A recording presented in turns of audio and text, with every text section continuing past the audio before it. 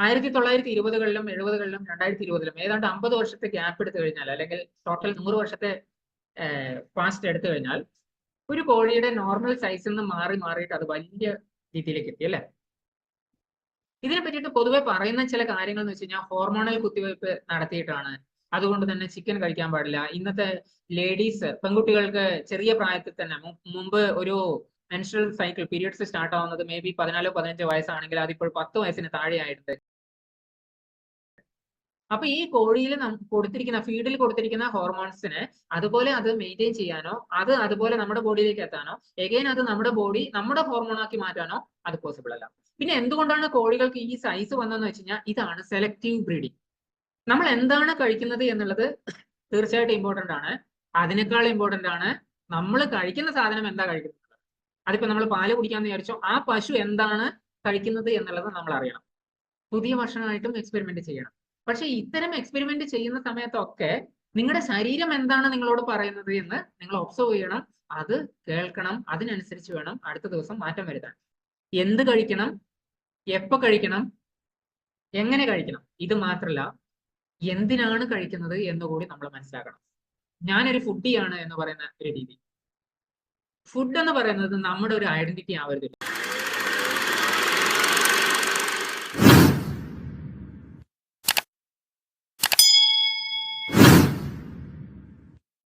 ഭക്ഷണത്തിനെ പറ്റിയിട്ട് ആണ് സാധാരണഗതിയിൽ ഞാൻ സംസാരിക്കാറ്, അതുപോലെ തന്നെ ആരോഗ്യത്തിനെ കുറിച്ചും. അപ്പൊ ഇന്നത്തെ നിലയ്ക്ക് ഏറ്റവും കൂടുതൽ ഡിബേറ്റ് ഒരുപക്ഷെ ഈ ഒരു വിഷയത്തിൽ, സാബു പറഞ്ഞ പോലെ തന്നെ ഈ ഒരു വിഷയത്തിലായിരിക്കും നടന്നിട്ടുണ്ടാവുക. വെജ് ആണോ നല്ലത്, അല്ല നോൺ വെജ് ആണോ നല്ലത്. പ്രത്യേകിച്ച് കേരളത്തിൽ വീഗൻ എന്ന് പറയുന്ന ഒരു കൺസെപ്റ്റ് കേരളത്തിൽ വന്നിട്ടില്ല. അതുകൊണ്ട് ഇത് രണ്ടും തമ്മിലാണ് പൊതുവെ ഒരു ശരിയായ ഡിബേറ്റ് ഉണ്ടാവുന്നത്. ഏറ്റവും ബെസ്റ്റ് ആയിട്ടുള്ള ആരോഗ്യത്തിന് വേണ്ടിയിട്ട് നമുക്ക് എന്ത് ചെയ്യാൻ പറ്റും എന്നുള്ള ഒരു കാര്യത്തിലേക്കാണ് ഞാൻ പോകുന്നത്. വെജ് ആണോ നല്ലത്, നോൺ വെജ് ആണോ നല്ലത് എന്ന് ഓൾറെഡി പലർക്കും തോന്നിയ ഒരു സംശയമാണ്.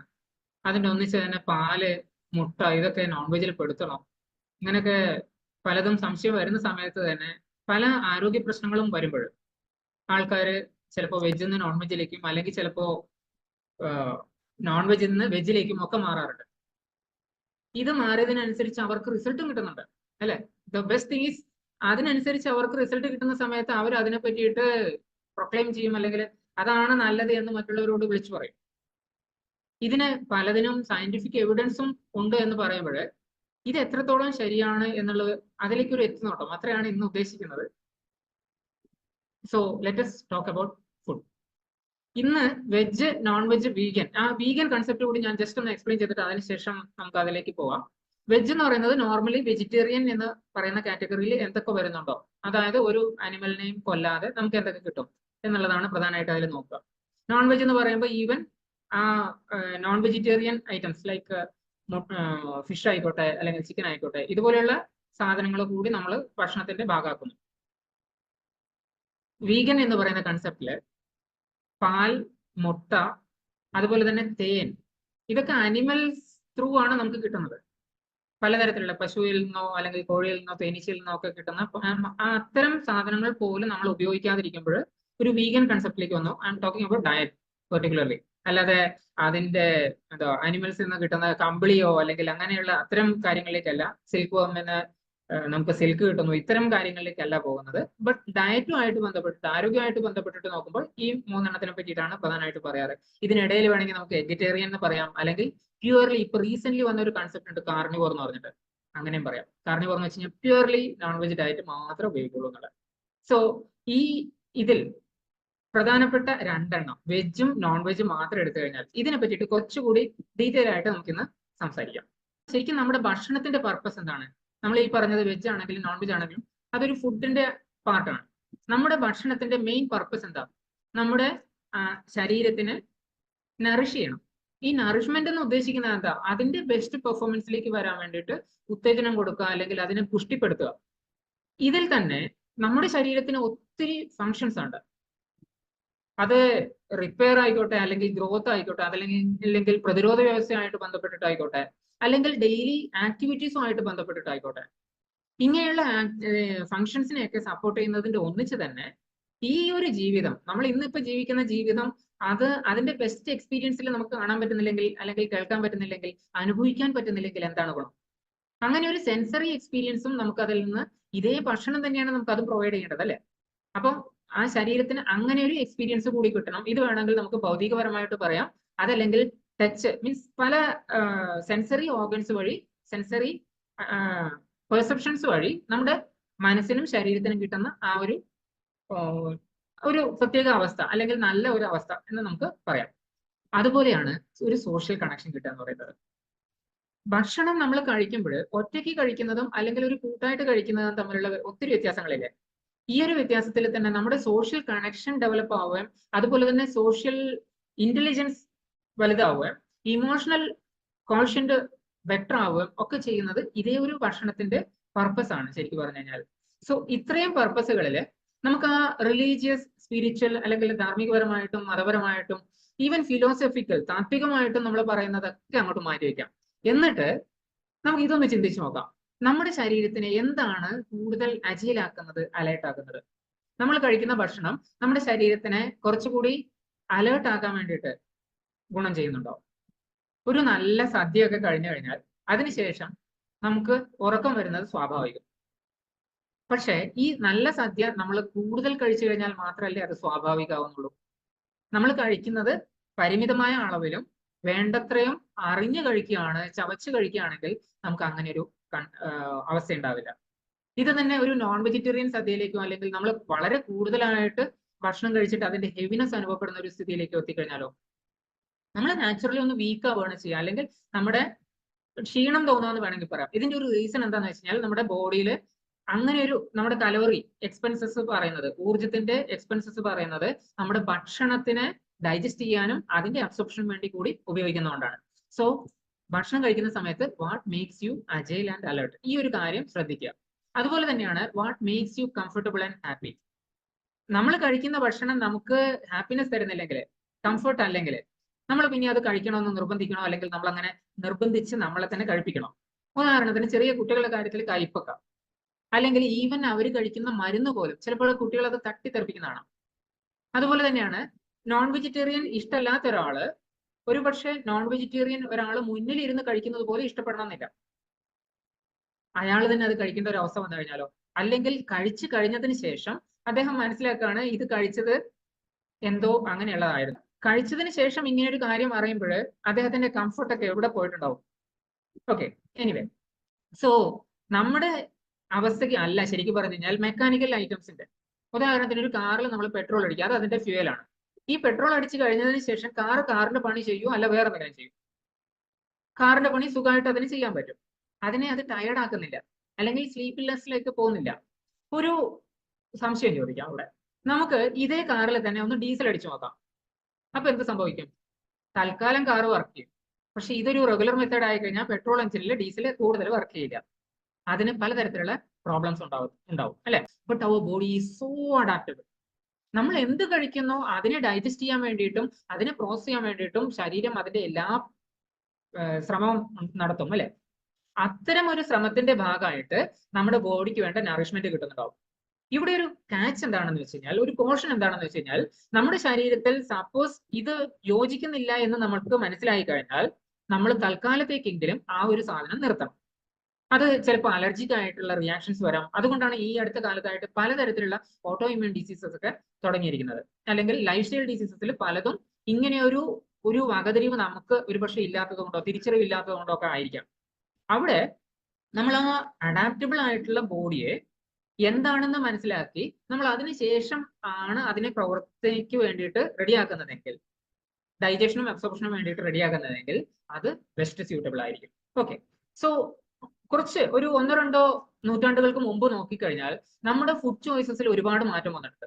പ്രത്യേകിച്ച് ഇന്ത്യൻസ് ആസ് എ ഹോൾ വേൾഡിലും ആ ഒരു മാറ്റം വന്നിട്ടുണ്ട്. അതിന്റെ ഒരു പോർഷൻ എങ്കിലും ഇന്ത്യയിൽ തീർച്ചയായിട്ടും ഉണ്ട്.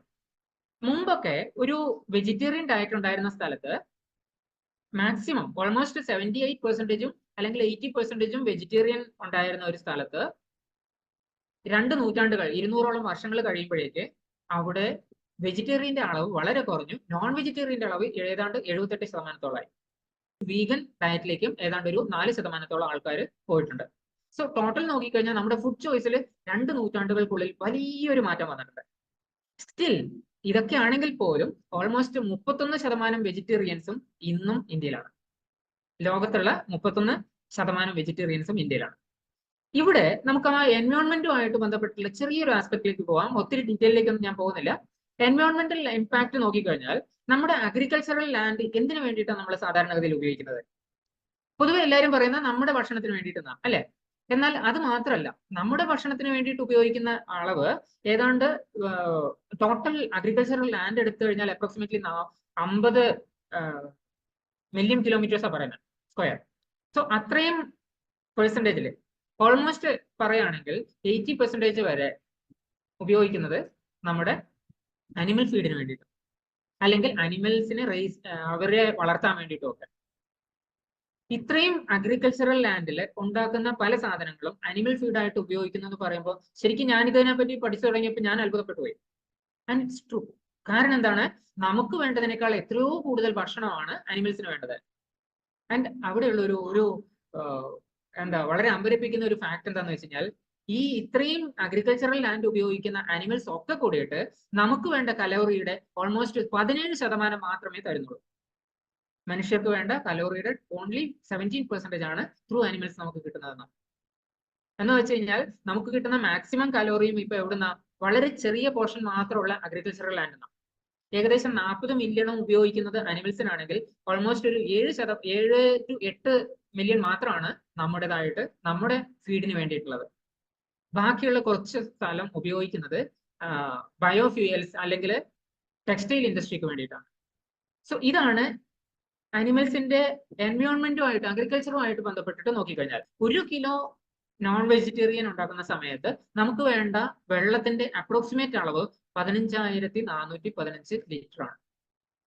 അതുപോലെ നമുക്ക് ആട്ടിന്റെ മാംസമാണെങ്കിൽ ഏകദേശം 8,000 ലിറ്ററും ചിക്കൻ ആണെങ്കിൽ ഏകദേശം 4,000 ലിറ്ററും ഒക്കെയാണ് വെള്ളത്തിന്റെ മാത്രം. മീൻസ് ഒരു ചിക്കനെ റേസ് ചെയ്തിട്ട് ഒരു കോഴിക്കുഞ്ഞിനെ വളർത്തി വലുതാക്കി അതിൽ നിന്ന് 1 കിലോ മാംസം കിട്ടാനുള്ള ആ സമയത്തിനിടയിൽ അതിന് വേണ്ടി വരുന്ന ടോട്ടൽ വെള്ളത്തിന്റെ അളവാണ് ഞാൻ പറഞ്ഞത്. ഇത് തന്നെ പാലിന് വേണ്ടിയിട്ടാണ് വളർത്തുന്നതെങ്കിൽ അവിടെ ഏകദേശം 1000 ലിറ്റർ വേണമെങ്കിൽ വെജിറ്റബിൾസിന് ഏകദേശം 320 ലിറ്റർ മാത്രമേ വെള്ളം ആവശ്യമുള്ളൂ എന്നാണ് കണക്കുകൾ പറയുന്നത്. ഇത് തന്നെ നമ്മുടെ എൻവയോൺമെന്റുമായിട്ട് ബന്ധപ്പെട്ടിട്ട് പറയുന്നതാണ് ഗ്രീൻ ഹൗസ് എഫക്ട് അല്ലെങ്കിൽ ഗ്യാസ് എമിഷൻസിനെ പറ്റിയിട്ട്.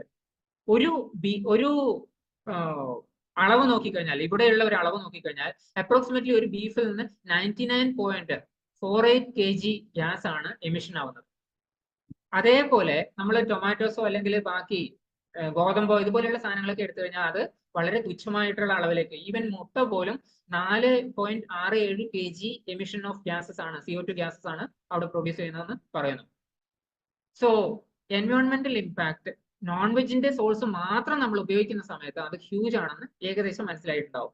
ഇപ്പോഴ് നിങ്ങളൊന്ന് ചിന്തിച്ചു നോക്കിയാൽ മതി. കുറച്ച് കാലമായിട്ട് നമ്മളിപ്പം വളരെ കൂടുതലായിട്ട് കേട്ടുകൊണ്ടിരിക്കുന്ന ഒരു കാര്യമാണ് നമ്മുടെ എൻവയോൺമെന്റിനെ പ്രൊട്ടക്ട് ചെയ്യണം, അല്ലെങ്കിൽ ക്ലൈമറ്റ് ചേഞ്ച് ഇത്രയും കൂടുതലാണ്. അതിനൊക്കെ ഉള്ള ഒരു മേജർ റീസൺ കഴിഞ്ഞ 2 നൂറ്റാണ്ടിനിടയിൽ നമ്മുടെ വെജിറ്റേറിയൻ ഫുഡിനും നോൺ വെജിറ്റേറിയൻ ഫുഡിനും ഇടയിൽ വന്ന ആ ഒരു മാറ്റമായിരിക്കില്ലേ. എനിവേ, നമുക്ക് ആരോഗ്യത്തിന്റെ ഫാക്ടറിലേക്ക് കുറച്ചുകൂടി ഡെപ്തിൽ പോവാം.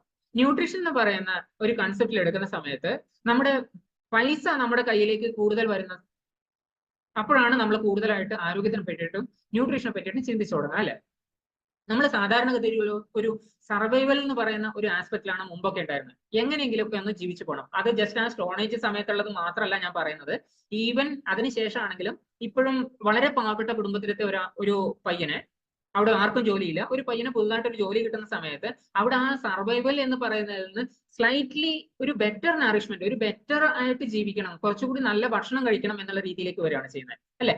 അങ്ങനെ ഒരു ബെറ്റർ നറിഷ്മെന്റിൽ നിന്ന് പിന്നെയും ആ വ്യക്തി തന്നെ അവിടെയുള്ള കൂടുതൽ ആൾക്കാർക്ക് ജോലി കിട്ടും, അല്ലെങ്കിൽ ആ വ്യക്തി കൂടുതൽ ഹയർ പോസ്റ്റിലേക്ക് പോവുകയൊക്കെ ചെയ്യുന്ന സമയത്ത് അവിടെ ലൈഫ് സ്റ്റൈൽ ഫാക്ടർ വളരെ കൂടുതലായിട്ട് വരും.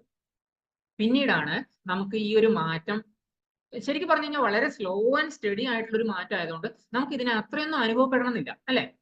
ഇതില് വെജിറ്റേറിയൻ ഫുഡും നോൺ വെജിറ്റേറിയൻ ഫുഡും സ്പെഷ്യലി എടുത്തു കഴിഞ്ഞാൽ അതിനകത്തുള്ള പ്രത്യേകതകൾ എന്തൊക്കെയാണെന്ന് ജസ്റ്റ് ഒന്ന് നോക്കാം. വെജിറ്റേറിയൻ ഫുഡ് പൊതുവെ അതിനകത്ത് ഫൈബറിന്റെ അളവ് വളരെ കൂടുതലാണ്.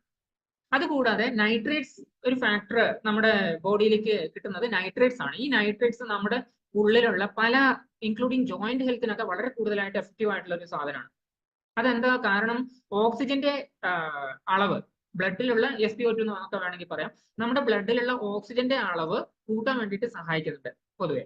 അതുപോലെ ഫൈറ്റോ ന്യൂട്രിയൻസിന്റെ അളവ്, പ്രത്യേകിച്ച് കളർ യുവർ ഡയറ്റ് എന്ന് പറയുന്ന ക്യാമ്പയിൻ ഒക്കെ നടക്കുമ്പോൾ നമ്മൾ പലതരത്തിലുള്ള ഭക്ഷണങ്ങൾ, പല നിറത്തിലുള്ള പല അളവിലുള്ള ഭക്ഷണങ്ങൾ നമ്മൾ ഒരു ദിവസം തന്നെ കഴിക്കണം എന്ന് പറയുമ്പോൾ ആ റെയിൻബോ ഡയറ്റിലേക്ക് നമുക്ക് പലതരത്തിലുള്ള നിറങ്ങൾ നാച്ചുറൽ ആയിട്ട് കിട്ടുകയാണ്. അവിടെ ഫൈറ്റോ ന്യൂട്രിയൻസിന്റെ അളവ് വളരെ കൂടും.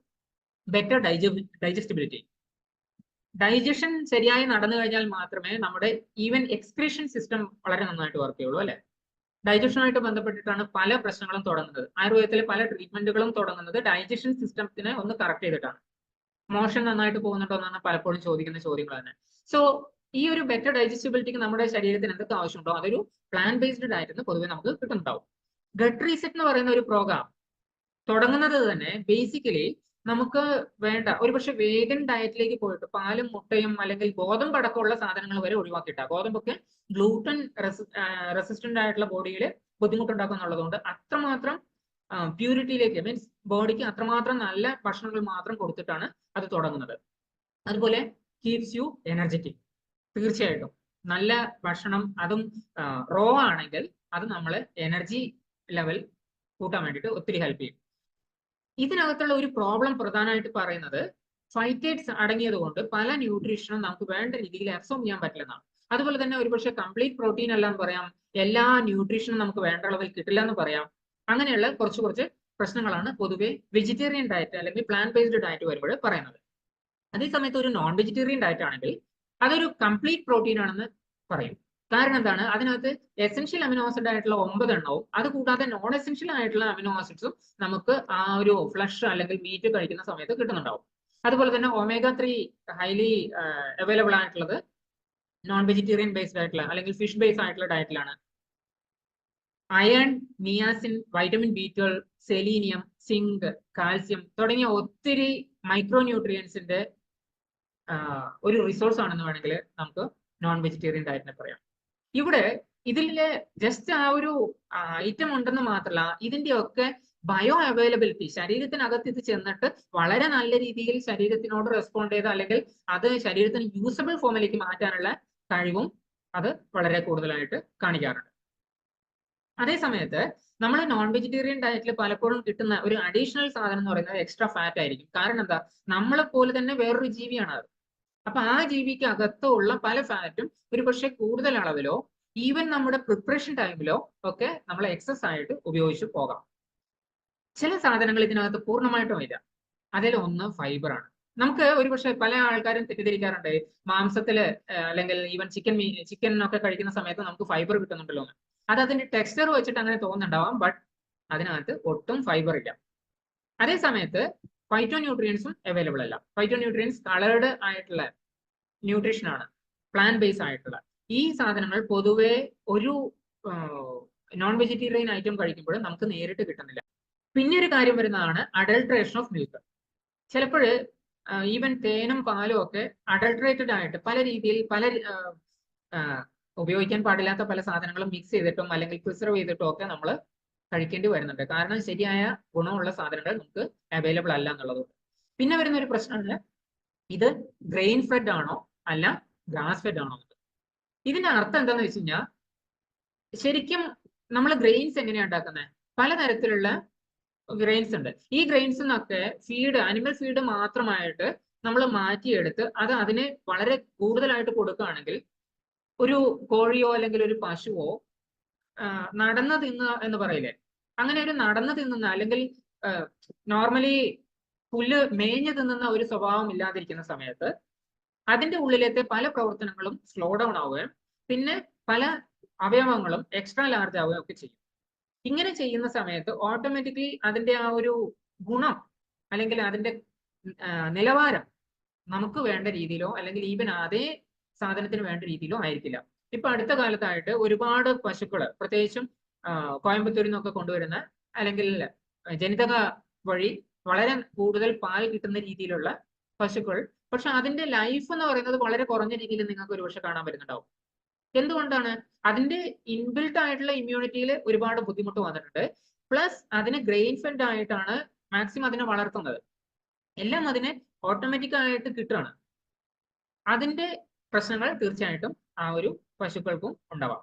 സോ അത്തരം മീറ്റ് കഴിക്കുന്ന സമയത്തും, അതിപ്പോ പശു ആയിക്കോട്ടെ, ആടായിക്കോട്ടെ, കോഴി ആയിക്കോട്ടെ, എന്തോ മീൻസ് അത്തരം മീറ്റ് കഴിക്കുന്ന സമയത്തും തീർച്ചയായിട്ടും അതിനകത്ത് ബുദ്ധിമുട്ടുണ്ടാവും. പിന്നെ വേറൊരു കാര്യമാണ് ഹൈ ടോക്സിൻസ്. നമ്മൾ ഒരു പല മെത്തേഡുകളിലും നമുക്ക് ഒരു അറവ് നടത്താം ഭക്ഷണത്തിന് വേണ്ടിയിട്ട്. പക്ഷെ ഇത് പ്യൂർലി സയന്റിഫിക് ആയിട്ടുള്ള രീതിയിലല്ലെങ്കിൽ ഈ അറവിന്റെ സമയത്ത്, ഒരു ജീവിയെ കൊല്ലുന്ന സമയത്ത് അതിനകത്ത് നോർമലി അത്രയും നേരം ഓക്സിജൻ ഫ്ലോ ഉണ്ടായിരുന്നു അല്ലെ, സപ്ലൈ ഓഫ് ഓക്സിജൻ വളരെ നന്നായിട്ടുണ്ടായിരുന്നു. ഈ ഓക്സിജൻ സപ്ലൈ സഡൻലി സ്റ്റോപ്പ് ചെയ്യാണ് ചെയ്യുന്നത്. ഈ സ്റ്റോപ്പ് ചെയ്യുന്ന പ്രോസസ് കൊണ്ട് അതിന്റെ ശരീരത്തിൽ നിന്ന് ഒത്തിരി ലാക്റ്റിക് ആസിഡ് ഫോർമേഷൻ ഉണ്ടാവും.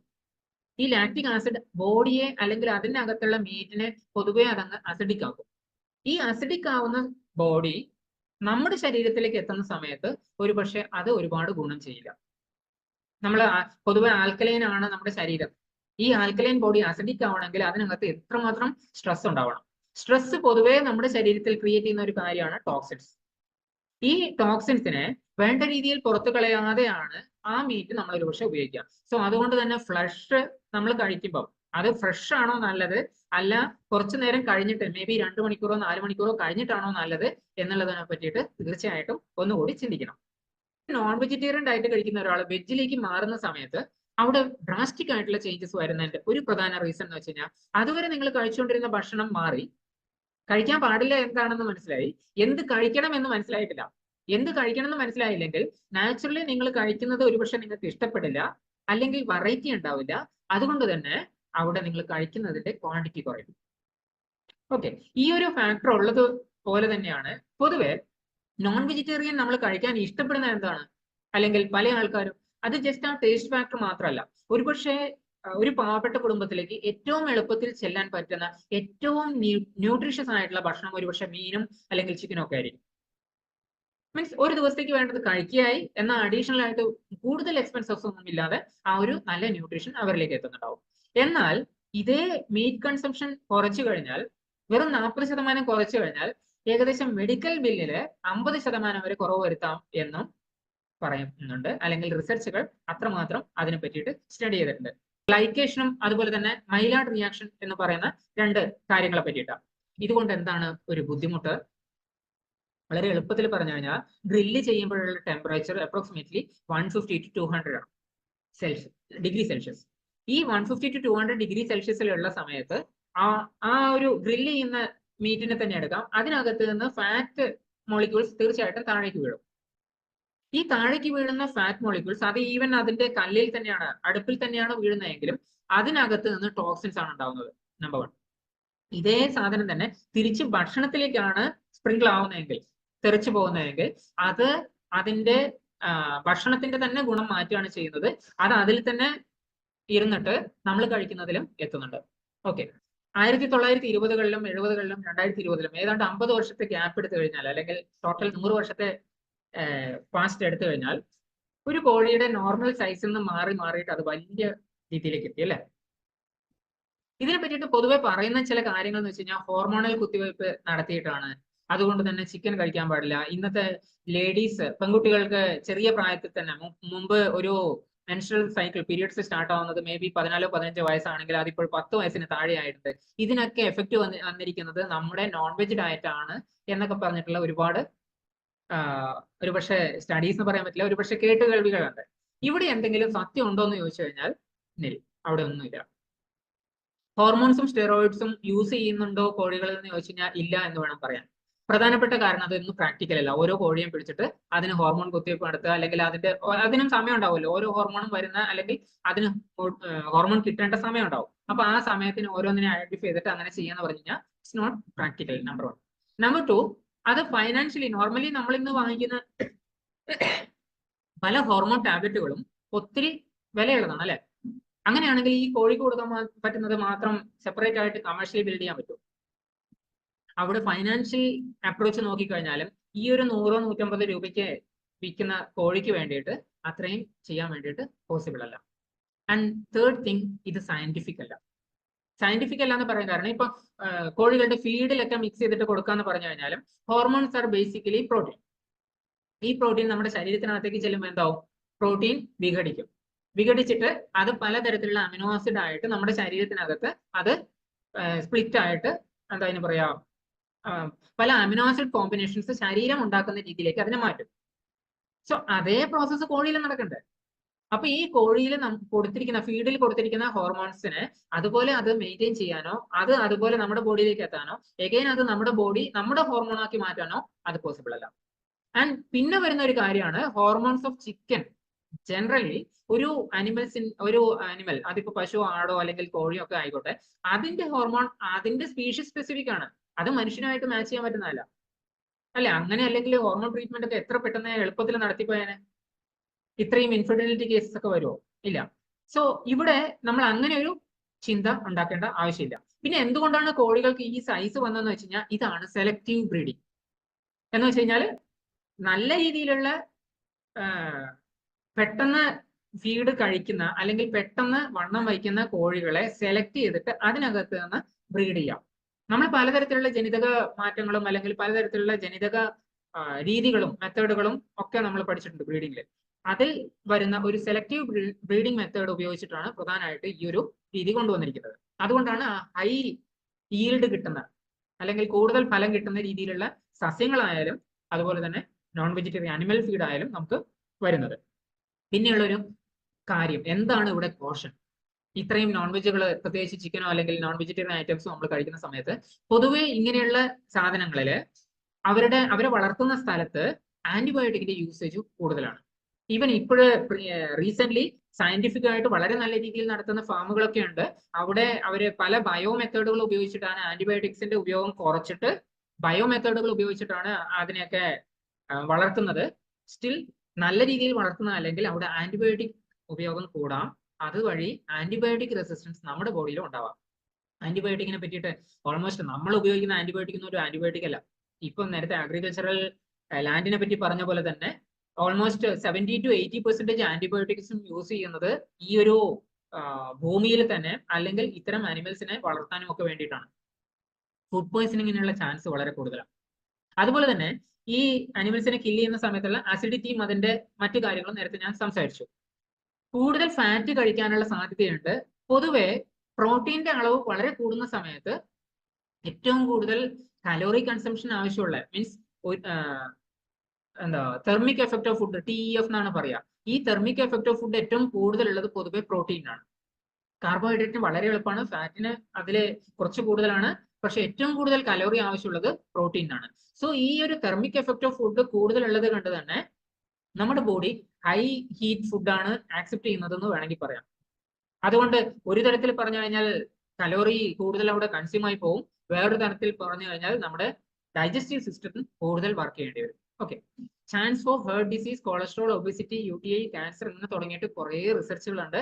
അതൊക്കെ പല പോപ്പുലേഷൻ സ്റ്റഡീസും ആണ്, പല തരത്തിലുള്ള ജനങ്ങളിൽ നടത്തിയിരിക്കുന്ന സ്റ്റഡീസ് ആണ്. അതുകൊണ്ട് തന്നെ അതിന്റെ ഡെപ്തിലേക്കൊന്നും ഞാൻ ഇപ്പോഴും കയറുന്നില്ല. But what you eat if it is raw, പച്ചയായിട്ട് നമുക്ക് സാധനങ്ങൾ കഴിക്കാൻ പറ്റുകയാണെങ്കിൽ അവിടെയുള്ള ചില ബെനിഫിറ്റ് എന്തൊക്കെയാണ്? ബെറ്റർ ബോഡി ഹൈഡ്രേഷൻ, നമ്മുടെ ബോഡിക്ക് കൂടുതൽ വെള്ളം കിട്ടും. ഹൈഡ്രേഷൻ ജസ്റ്റ് ഒരു വെള്ളം എന്ന് മാത്രമല്ല, വെള്ളം നമ്മുടെ ബോഡി എങ്ങനെ യൂസ് ചെയ്യുന്നു അതുകൂടി ബെറ്റർ ആവുകയാണ് ചെയ്യുന്നത്. മോർ വൈറ്റാലിറ്റി, നമ്മുടെ ബോഡിക്ക് കൂടുതൽ എനർജി യൂസ് ചെയ്യാനുള്ള കഴിവുണ്ടാവും, വൈറ്റാലിറ്റി ഉണ്ടാവും. Improved clarity, clarity of mind and clarity of digestive system. Reduced sleep കോട്ട, നമ്മുടെ ഉറക്കം കുറവ് മതി എന്നുള്ള ഒരു തോന്നലുണ്ടാവും.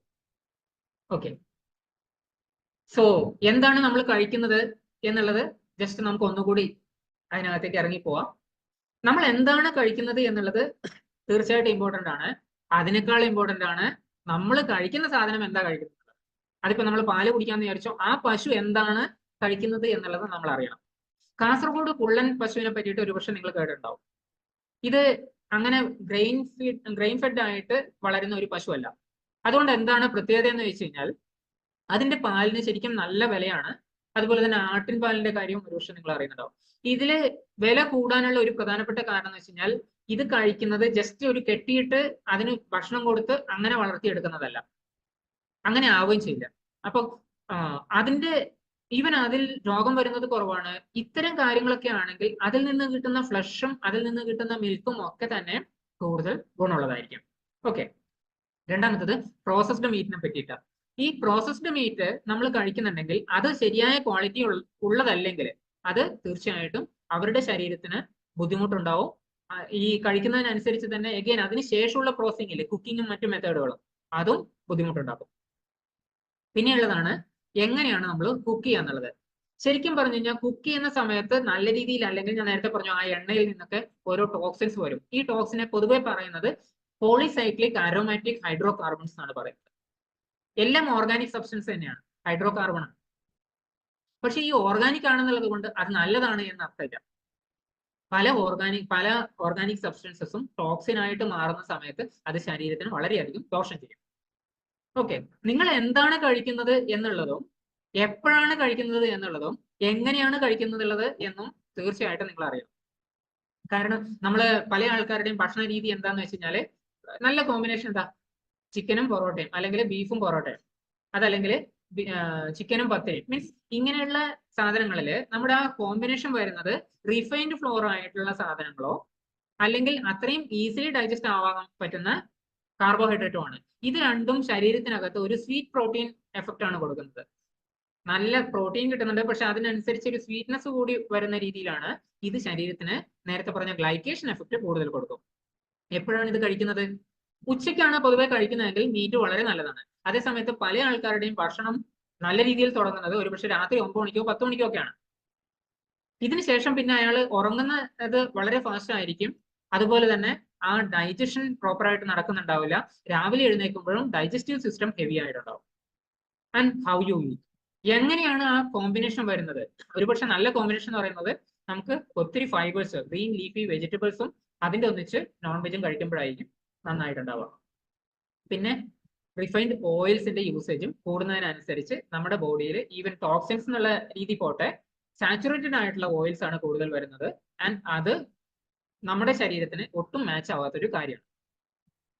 സോ ഹെൽത്തി ഈറ്റിംഗ് ടിപ്സ്, പ്രധാനപ്പെട്ട ചില ഈറ്റിംഗ് ടിപ്സ് പറഞ്ഞു കഴിഞ്ഞാൽ, നിങ്ങളുടെ ഭക്ഷണം എന്തായാലും അതുമായിട്ട് എക്സ്പെരിമെന്റ് ചെയ്യൂ. പുതിയ ഭക്ഷണമായിട്ടും എക്സ്പെരിമെന്റ് ചെയ്യണം. പക്ഷെ ഇത്തരം എക്സ്പെരിമെന്റ് ചെയ്യുന്ന സമയത്തൊക്കെ നിങ്ങളുടെ ശരീരം എന്താണ് നിങ്ങളോട് പറയുന്നത് എന്ന് നിങ്ങൾ ഒബ്സർവ് ചെയ്യണം, അത് കേൾക്കണം, അതിനനുസരിച്ച് വേണം അടുത്ത ദിവസം മാറ്റം വരുത്താൻ. അത് കുഴപ്പമില്ല. ആദ്യമായിട്ട് കഴിക്കുന്നത് കൊണ്ടാണ് ഈ കള്ള് പുതുതായിട്ട് കുടിക്കാൻ തുടങ്ങുന്നവർ പൊതുവെ പറയാറുണ്ട്, ഇത് ആദ്യമായിട്ട് കുടിക്കുന്നതുകൊണ്ടല്ല, അതുകൊണ്ട് പെട്ടെന്നാവും. നിങ്ങളുടെ ശരീരത്തിന് സ്യൂട്ടബിൾ ആവാത്തത് എന്തോ ആ എക്സ്പെരിമെന്റ് അവിടെ വെച്ച് നിർത്താനാണ് ശരീരം പറയുന്നത്. ഇത് കേൾക്കാൻ വേണ്ടിയിട്ട് നമുക്ക് പറ്റണം, അല്ലെ? ഇത് തന്നെയാണ് നോൺ വെജിറ്റേറിയൻ ഐറ്റംസോ അല്ലെങ്കിൽ പുതിയ പുതിയ ഐറ്റംസ് കഴിക്കുന്ന സമയത്തും. പൊതുവെ നോൺ വെജിറ്റേറിയനിൽ ചിക്കൻ മാത്രമേ കഴിക്കാറുള്ളൂ. പുതുതായിട്ട് ഫിഷോ ബീഫോ കഴിക്കാൻ പറയുന്ന സമയത്ത് ഒരുപക്ഷെ അദ്ദേഹത്തിന് ഇറിറ്റേഷൻ വരുന്നുണ്ട്, അല്ലെങ്കിൽ അദ്ദേഹത്തിന്റെ ശരീരത്തിൽ ഡൈജസ്റ്റീവ് സിസ്റ്റത്തിന് ഇറിറ്റേഷൻ വരുന്നുണ്ടെങ്കിൽ listen to that. Healthy cooking methods use ചെയ്യുക എന്നുള്ളതാണ് വളരെ നന്നായിട്ട് പറയാൻ പറ്റുന്നത്. പല സാധനങ്ങളും കുക്ക് ചെയ്യാൻ വേണ്ടിയിട്ട് ഒരു 140 ഡിഗ്രി സെൽഷ്യസിന് താഴെ ഹീറ്റ് ആവശ്യമുള്ളൂ. ഈവൻ ചെറിയ സ്ലോ ഹീറ്റിംഗ് മെത്തേഡിൽ less than 110 means boiling temperature പോലും, വെള്ളത്തിന്റെ ടെമ്പറേച്ചർ പോലും ആവശ്യമില്ല. അതിന് താഴെ തന്നെ സ്ലോ മെത്തേഡ്സ് വെച്ചിട്ട് കൂടുതൽ സമയം ഉപയോഗിച്ചിട്ട് കുക്ക് ചെയ്യുന്ന മെത്തേഡ് വളരെ യൂസ്ഫുൾ ആണ്. അവിടെ ന്യൂട്രീഷൻ പ്രിസർവ് ചെയ്യാൻ പറ്റും. Okay, minimise the use of refined flour and refined oils. അതിന്റെ ഓൾറെഡി ഞാൻ പറഞ്ഞു കഴിഞ്ഞു. റിഫൈൻഡ് ഓയിലൊക്കെ വെച്ചിട്ടാണ് പല സ്ഥലത്തും ഉള്ള ഒത്തിരി വീണ്ടും വീണ്ടും റീയൂസ് എന്ന് വേണമെങ്കിൽ പറയാം, വീണ്ടും വീണ്ടും അത് ഉപയോഗിച്ചിട്ട് ഫ്രൈ ഫുഡ് ഉണ്ടാക്കുന്ന സമയത്തൊക്കെ അത് ശരീരത്തിന് വളരെ കൂടുതൽ ദോഷം ചെയ്യുന്നുണ്ട്. എന്ത് കഴിക്കണം, എപ്പോൾ കഴിക്കണം, എങ്ങനെ കഴിക്കണം, ഇത് മാത്രമല്ല എന്തിനാണ് കഴിക്കുന്നത് എന്നുകൂടി നമ്മൾ മനസ്സിലാക്കണം. ചില ആൾക്കാർ പറയാറുണ്ട്, ഞാനിപ്പോൾ ജിമ്മിൽ പോകാൻ തുടങ്ങി, അല്ലെങ്കിൽ ഞാൻ എക്സസൈസ് പാറ്റേൺ ഒന്ന് മാറ്റം വരുത്തിയിട്ടുണ്ട്, എനിക്ക് കൂടുതൽ പ്രോട്ടീൻ ആവശ്യമുണ്ട്. കൂടുതൽ പ്രോട്ടീൻ ആവശ്യമുണ്ടെങ്കിൽ ജസ്റ്റ് ഒരു അനിമൽ സോഴ്സ് മാത്രമല്ല നമ്മുടെ കയ്യിലുള്ളത്, കംപ്ലീറ്റ് സോഴ്സ് ഓഫ് പ്രോട്ടീൻ നമുക്ക് വെറൈറ്റി ഓഫ് പ്ലാന്റ് സോഴ്സ് ഒന്ന് കിട്ടും. ഈ വെറൈറ്റിക്ക് ഒരു പ്രത്യേകതയുണ്ട്. നമ്മൾ ഒറ്റ സോഴ്സ് മാത്രം ഡിപ്പെൻഡ് ചെയ്യാതെ പലതരത്തിലുള്ള സാധനങ്ങൾ, അത് സിറിയൽസ് ആയിക്കോട്ടെ, അല്ലെങ്കിൽ ഗ്രെയിൻസ് ആയിക്കോട്ടെ, അതോ അല്ലെങ്കിൽ പൾസസ് ആയിക്കോട്ടെ, പരിപ്പ് വർഗ്ഗങ്ങളൊക്കെ പലതരത്തിലുള്ള യൂസ് ചെയ്യുന്ന സമയത്ത് ഒരു കംപ്ലീറ്റ്നെസ് അവിടെ കിട്ടുമെന്ന് മാത്രമല്ല, നമ്മുടെ ശരീരത്തിന് ഒരു സാഷിയേഷൻ, പെട്ടെന്ന് തന്നെ വയറ് നിറഞ്ഞൊരു എഫക്റ്റ് ഉണ്ടാവും. പലതരത്തിലുള്ള ഫൈറ്റോ ന്യൂട്രിയൻസ് അവൈലബിൾ ആണ്. കൂടാതെ നമ്മുടെ ശരീരത്തിൽ പലതരത്തിലുള്ള ഫൈബർ കണ്ടന്റ് അവൈലബിൾ ആണ്. അത് സോലബിളും ഇൻസോലബിളും ഒക്കെ. ഇതൊക്കെ നമ്മുടെ ജീവിതശൈലി രോഗങ്ങളിൽ നിന്ന് നമ്മളെ മാറ്റി നിർത്തും. ഇന്നിപ്പോ കേൾക്കുന്ന പല കാര്യങ്ങളും ആ ഒരു രീതിയിലല്ല. ആൻഡ് കൂടുതലായിട്ട് ഫ്രഷ് ലീഫി വെജിറ്റബിൾസ് സ്റ്റാർട്ടർ ആയിട്ട് ഉപയോഗിക്കുന്ന സമയത്ത് അത് നമ്മുടെ ശരീരത്തിന് ഒത്തിരി ഗുണം ചെയ്യും. ഇതാണ് ശരിക്കും നമുക്ക് ഇന്നിപ്പം ആവശ്യമുള്ള, അല്ലെങ്കിൽ വളരെ കൂടുതലായിട്ട് ആവശ്യമുള്ള ഒരു എസെൻഷ്യൽ എന്ന് പറയാം. ഭക്ഷണത്തിൽ ഏറ്റവും കൂടുതലായിട്ട് നമ്മൾ മാറ്റം വരുത്തേണ്ടത് ഈ കൂടെ ഒരു കാര്യത്തിലാണ്. ആൻഡ് നമ്മളൊക്കെ ചിലപ്പോഴേ കേട്ടിട്ടുണ്ടാവും, ഞാനൊരു ഫുഡിയാണ് എന്ന് പറയുന്ന ഒരു രീതി. ഫുഡ് എന്ന് പറയുന്നത് നമ്മുടെ ഒരു ഐഡന്റിറ്റി ആവരുത്, ഒരു ലേബലിംഗ് ആണ്. ഞാൻ എന്ത് വേണമെങ്കിലും എത്ര വേണമെങ്കിലും കഴിക്കും, എനിക്ക് ഇഷ്ടപ്പെട്ടതാണെങ്കിൽ. ആ ഒരു പാറ്റേൺ വരുന്ന സമയത്ത് നമ്മുടെ മനസ്സും നമ്മുടെ ബോഡിയും കുറച്ചു കാലമൊക്കെ അതിനനുസരിച്ച് പോകുന്നുണ്ടാവും. പക്ഷെ കുറച്ച് കഴിയുമ്പോൾ നമ്മുടെ ബോഡി നമ്മളെ മനസ്സ് പറയുന്നത് കേൾക്കാത്തൊരവസ്ഥ വരും. അങ്ങനെ ആയിക്കഴിഞ്ഞാൽ അത് പലതരത്തിലുള്ള ആരോഗ്യ പ്രശ്നത്തിലേക്ക് എത്തും. ശരിക്കും ഞാൻ ഇന്ന് ഈ ഒരു ടോപ്പിക് എടുക്കാനുള്ള ഒരു പ്രധാന കാരണം വെജ് കഴിക്കണോ നോൺ വെജ് കഴിക്കണോ എന്ന് പറയാനല്ല. ഞാൻ പൊതുവെ ബിഫോർ വെൽനസ് എന്ന് പറയുന്ന ഒരു പ്ലാറ്റ്ഫോം കൊണ്ടുവന്നതിന് ശേഷം അങ്ങനെ പൊതുവെ ആരുടെ പറഞ്ഞിട്ടില്ല. നമ്മുടെ ഒരു ഗോൾ എന്ന് പറയുന്നത് ഏറ്റവും ബെസ്റ്റ് ആയിട്ടുള്ള, ഏറ്റവും ഓപ്റ്റിമൽ ആയിട്ടുള്ള ഹെൽത്തിലേക്ക് നമ്മളെല്ലാം എത്തുന്നത്. ആ ആരോഗ്യത്തിലേക്ക് നമുക്ക് എത്താൻ വേണ്ടിയിട്ട് എന്തൊക്കെ ആവശ്യമുണ്ടോ, അവിടെ ഒരു വീഗൻ ഡയറ്റോ അല്ലെങ്കിൽ വെജിറ്റേറിയൻ, എഗറ്റേറിയൻ, നോൺ വെജിറ്റേറിയൻ, അതും അല്ലെങ്കിൽ ഇപ്പോ സ്റ്റാർട്ടിങ്ങിൽ പറഞ്ഞ പോലെ ഒരു കാർണിവോർ ഡയറ്റിലേക്കൊന്നും നമ്മൾ പോകണമെന്ന് ഇല്ല.